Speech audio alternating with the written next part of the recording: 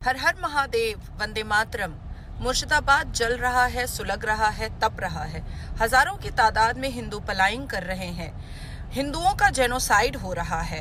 घर से निकाल निकाल करके हिंदुओं को इसलिए मारा जा रहा है क्योंकि वो भगवान की मूर्तियां और प्रतिमा बनाते हैं, इसलिए उनका कत्ले आम किया जा रहा है इस्लाम के जस्टिफिकेशन पे।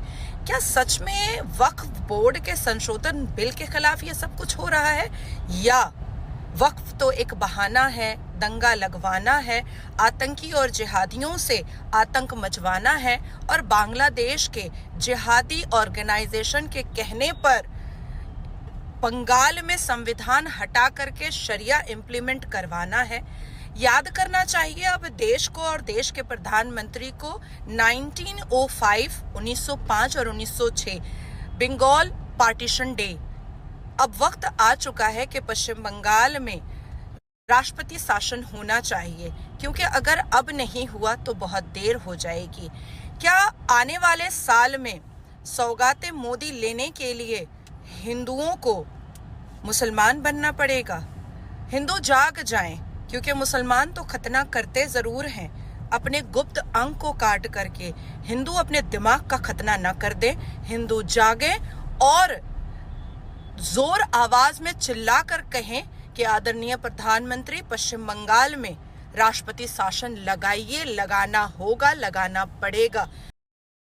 अभी आप जिनको सुन रहे थे ये हैं नाजिया इलाही खान जी, ये बीजेपी में हैं और मुझे नहीं लगता कि इनके अलावा या दो चार लोग और भी शायद अगर होंगे तो इनके अलावा या इन जैसों के अलावा जो गिने चुने लोग हैं बीजेपी पार्टी में ही, क्योंकि पार्टी की एक गाइडलाइन होती है, आप उससे बाहर नहीं जा सकते, उससे बाहर नहीं बोल सकते। एक बार कोशिश की थी नुपुर शर्मा जी ने, टी राजा साहब ने, तो इन लोगों को बर्खास्त कर दिया गया था, इनकी सदस्यता तक छीन ली गई थी, इनको सज़ा के तौर पे बहुत कुछ झेलना पड़ा था, मेंटली प्रेशर भी बहुत इन्होंने झेला था। लेकिन ये जिनको आप सुन रहे थे ये नाजिया इलाही खान जी, ये मुसलमान हैं, मुसलमान घर में ये पैदा हुई हैं, लेकिन मुसलमानों के खिलाफ जो सच्चाई इन्होंने उजागर की है वो हिम्मत चाहिए, जो और बहुत कम लोगों में देखने को मिलती है।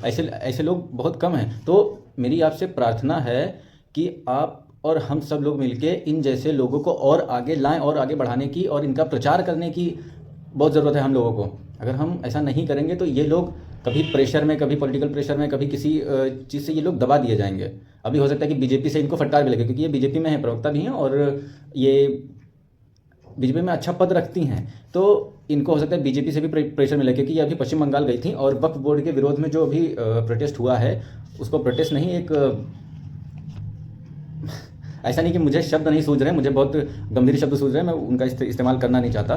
तो जो कहा जा रहा है, जो साइन देते हैं ना, ये वाला है प्रोटेस्ट। तो प्रोटेस्ट जो कहा जा रहा है वो प्रोटेस्ट नहीं है, वो आतंकी हमला है हिंदुओं पर, क्योंकि वो टारगेट करके जिन गाड़ियों पे हिंदू सिंबल्स थे, हिंदू लिखा हुआ था, टीका बना हुआ था, जिससे ये प्रतीत होता था कि ये गाड़ी हिंदू की है, उन गाड़ियों को टारगेट करके उनके शीशे फोड़े गए, उनको नुकसान पहुंचाया गया, आग लगा दी गई, तोड़ दिया गया। हिंदुओं की दुकानों पर पत्थरबाजी हुई है, हिंदुओं की दुकानों के शटर तोड़ करके वहाँ पे तोड़फोड़ की गई है, रोजी रोटी के लाले पड़ गए हैं वहाँ के हिंदुओं को, और टारगेट करके किया जा रहा है कि हिंदुओं को जीने नहीं देंगे। ये हुआ है पश्चिम बंगाल में ममता बनर्जी जी की सरकार में, जो कि सब जानते हैं कि प्रो इस्लामिस्ट गवर्नमेंट है वहाँ पे। तो अब ऐसे माहौल में भी जब ये सब हो रहा था, ऐसे माहौल में भी नाजिया इलाही खान जी पश्चिम बंगाल गई थी, वहाँ पे उनकी मीटिंग्स थी, वहाँ पे उन्होंने मीटिंग अटेंड की और जैसे वो वापस लौट रही थी उन्होंने ये वीडियो बनाया। तो इनकी हिम्मत को तो प्रणाम है। सलाम अलाम नहीं करते हम प्रणाम करते हैं। सलाम करने वाले जो हैं वो अलग लोग हैं, हमको प्रणाम करना चाहिए। हमारी शब्दावली में, हमारी आम भाषा में जिस तरह से उर्दू को और इन चीज़ों को घुसेड़ा गया, हालांकि उर्दू भी यहीं की बनी हुई भाषा है, हम इसको अरबी नहीं मानते, उर्दू भी हमारी अपनी भाषा है, हमारे देश की भाषा है, लेकिन उनके कल्चर को किस तरह से अंदर घुसेड़ा गया है ये हम लोगों को समझने की ज़रूरत है। और रही बात नाजिया इलाही खान जी की, अगर कोई सच्चा मुसलमान जिसको हम टैग दे सकते हैं तो सच्ची मुसलमान नाजिया इलाही खान जी हैं, जिन्होंने बहुत कुछ समझा। आप उनके अगर 10 वीडियो देख लेंगे, अगर आप उनके 10 वीडियो ही देख लेंगे, आप उनके समझदार होने की पराकाष्ठा को समझ जाएंगे कि वो कितनी इंटेलिजेंट हैं, कितनी इंटेलेक्चुअल हैं, और वो जो चीज़ें बोलती हैं एक औरत होने के नाते भी वो जिस अंदाज में बोलती हैं वो काबिल तारीफ़ है। प्रणाम है भाई फिर से ऐसी लेडी को जो बिना डरे, बिना किसी खास सपोर्ट के, बीजेपी भी किसी को सपोर्ट नहीं करती जब तक वो ये नहीं देखती कि उसमें कोई पोटेंशियल है। नुपुर शर्मा में कम पोटेंशियल था क्या? लेकिन फिर भी वो सपोर्ट नहीं करती, वो अपने पॉलिटिकल एजेंडे को बरकरार रखने के लिए, वो अपने आप को सत्ता में बनाए रखने के लिए किसी भी हद तक जा सकते हैं नेता लोग, लेकिन फिर भी नाजिया इलाही खान जी पार्टी में होते हुए भी उन्होंने जो बात कही है, उन्होंने कहा है कि राष्ट्रपति शासन लगना चाहिए। मैं ज़्यादा बात को नहीं खींचूंगा। मेन बात यह है कि एक पार्टी में रहकर जहां बीजेपी के विधायक सांसद ये बोलने की हिम्मत तक नहीं कर पा रहे हैं, क्योंकि इससे पॉलिटिकल प्रेशर बनेगा, पब्लिक डिमांड करेगी, लोगों को ये करना पड़ेगा, और राष्ट्रपति शासन लगाना है नहीं लगाना है, ये बीजेपी अंदर अंदर क्या विचार कर रही है वो उनके डोमेन में होगा, लेकिन पब्लिक डोमेन में नहीं है अभी तक कि बीजेपी आगे करेगी क्या। और ये आज से नहीं हो रहा है, बहुत दिनों से हो रहा है। बंगाल में जो हुआ, हिंदुओं का नरसंहार हुआ, हम सबने लाइव देखा है, हम सबने देखा है। कश्मीर 92 में जब ये घटना हुई, कश्मीर में उस टाइम में तो मैं और मेरे जैसे बहुत से लोग पैदा भी नहीं हुए थे, लेकिन पश्चिम बंगाल की घटना तो हमने देखी ना। तो हमें समझने की ज़रूरत है, नाज़िया इलाही खान जी जैसे लोगों को आगे बढ़ाने की हम बहुत ज़्यादा ज़रूरत है। अगर हम नहीं उनको आगे बढ़ाएंगे तो वो एक दिन दबा दिए जाएंगे। अगर सोशल मीडिया की तरफ से या हमारे दिल में अगर उनके लिए जगह नहीं हम बनाएंगे, हमें ज़बरदस्ती बनानी पड़ेगी। हमें समझना पड़ेगा कि वो उनका थॉट प्रोसेस क्या है, वो किसके लिए बात कर रहे हैं, वो देश के लिए बात कर रहे हैं, वो सिर्फ हिंदुओं की बात नहीं कर रहे।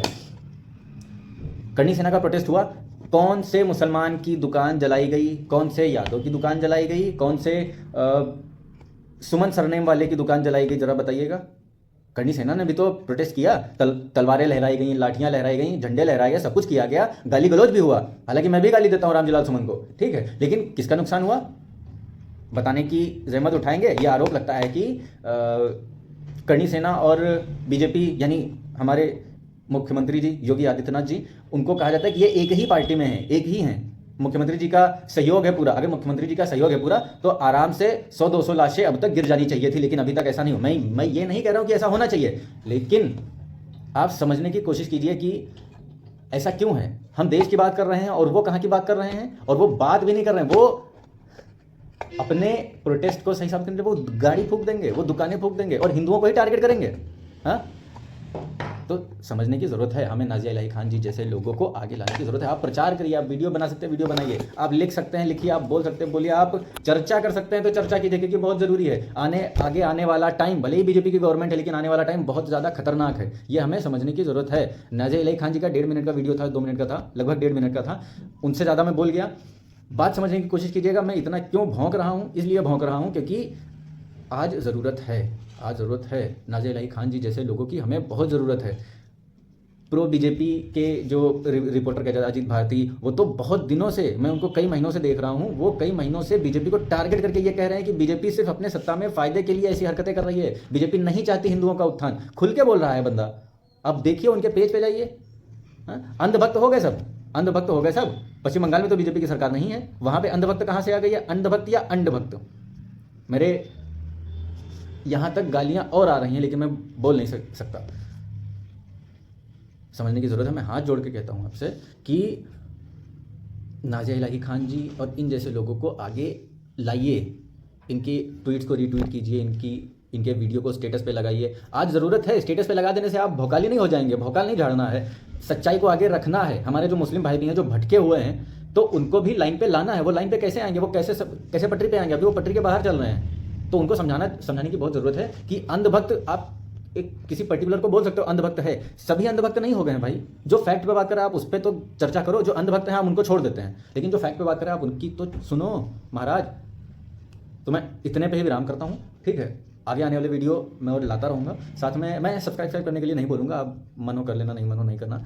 दूसरी बात है कि आप अपने स्टेटस पे जो आप कर सकते हैं, आपको जरूरी नहीं कि प्रोटेस्ट ही करना है, आपको न्यूज़ में कुछ बोलना है, आपको चिल्ला के बोलना है, दहाड़ के बोलना है, ऐसा ज़रूरी नहीं है। आप बिना कुछ लिखे भी सिर्फ वीडियो लगा सकते हैं स्टेटस पे। आप वीडियो लगाइए ताकि ज़्यादा से ज़्यादा, अगर 2-4 लोग भी आपके स्टेटस को देखते हैं या 200-200 हज़ार लोग भी आपके स्टेटस को देखते हैं, तो सब तक आपका थॉट प्रोसेस पहुंचेगा उन तक। तो बहुत ज़रूरी है, आप ऐसा कीजिए प्लीज़। Thank you.